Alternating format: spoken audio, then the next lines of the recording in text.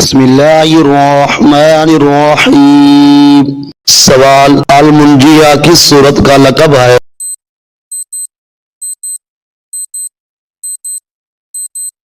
جواب: سورۃ الملک۔ سوال: کون سی سورت ہے اس کے سننے پر حضرت عمر بن خطاب رضی اللہ تعالی عنہ نے اسلام لائے؟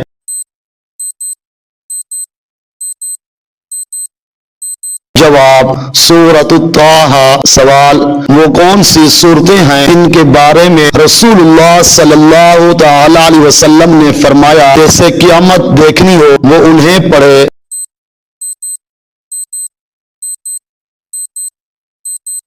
جواب: سورۃ التکویر، سورۃ الانفطار، سورۃ الانشقاق۔ سوال: رسول اللہ صلی اللہ تعالی علیہ وسلم نے اپنی زندگی میں کبھی اذان کیوں نہیں دی؟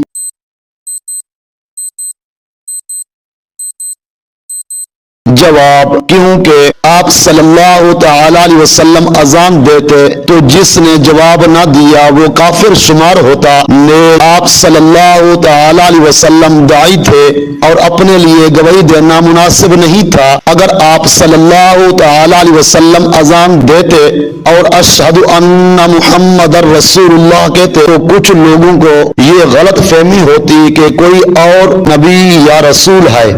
سوال: وہ صحابی کون ہیں جن سے فرشتے بھی حیا کرتے تھے؟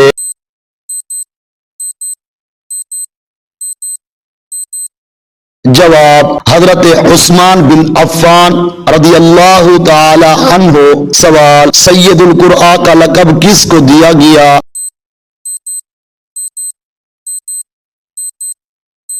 جواب: حضرت ابی بن کعب رضی اللہ تعالی عنہ کو۔ سوال: چیل کا انڈا پانی سے بھری بالٹی میں گر جائے اور پانی کے اندر پھٹ جائے تو کیا اس پانی سے وضو و غسل ہو سکتا ہے؟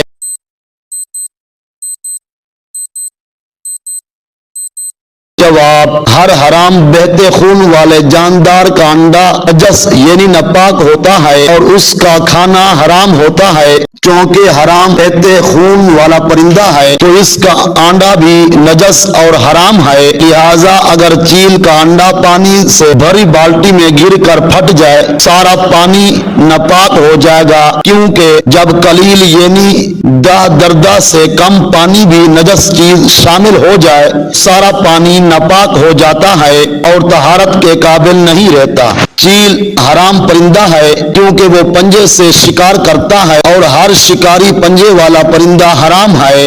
سوال: پاک خون کا ایک درہم کے برابر لگا ہو تو پاک کرنے کا حکم ہے، لیکن اگر ایک درہم سے کم ہو تو کیا پہلے اسی طرح کپڑے کو پاک کرنا ہوگا اور پھر مشین میں دھونے کے لیے ڈالنا ہوگا یا بغیر پاک کیے بھی ڈال سکتے ہیں؟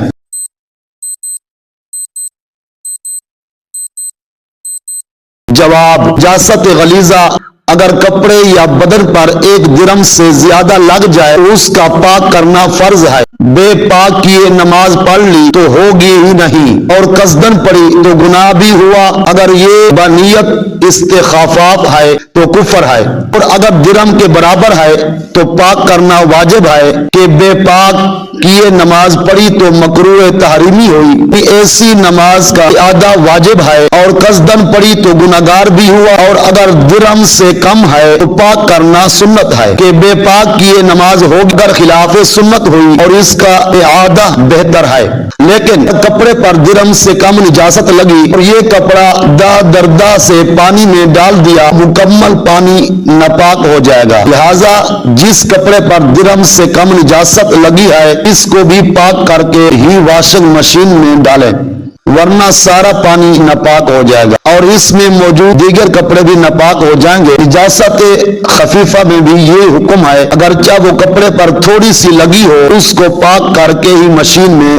دھویا جائے۔ نجاست غلیظہ کا حکم بیان کرتے ہوئے کہ اگر کپڑے یا بدن میں ایک درہم سے زیادہ لگ جائے اس کا پاک کرنا فرض ہے۔ بے پاک کیے نماز پڑھ لی تو ہوگی ہی نہیں، اور قصدن پڑھی تو گناہ بھی ہوا۔ اگر یہ نیت استخفاف ہے تو کفر ہوا، اور اگر درہم کے برابر ہے تو پاک کرنا واجب ہے کہ بے پاک کیے نماز پڑھی تو مکروہ تحریمی ہوئی، یعنی ایسی نماز کا اعادہ واجب ہے، قصدن پڑھی تو گناہگار بھی ہوا، اور اگر درہم سے کم ہے تو پاک کرنا سنت ہے۔ بے پاک کیے نماز ہوگی پر خلاف سنت ہوئی۔ فرماتے ہیں کہ نجاست خفیفہ اور غلیظہ کے الگ الگ حکم بتائے گئے کہ اسی وقت ہے کہ بدن کپڑے میں لگے، اور اگر کسی پتلی چیز جیسے پانی یا سرکہ میں گرے، چاہیے غلیظہ ہو یا خفیفہ، کل ناپاک ہو جائے گی۔ اگرچہ ایک قطرہ گرے جب تک وہ پتلی چیز حد کثرت پر یہ داں دردہ نہ ہو۔ سوال: بیت المعمور کہاں واقع ہے؟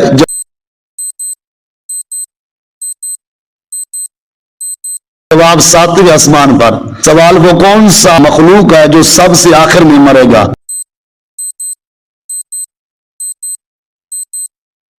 جواب: موت کا فرشتہ۔ سوال: جنت کے سب سے اعلیٰ درجہ کون سا ہے؟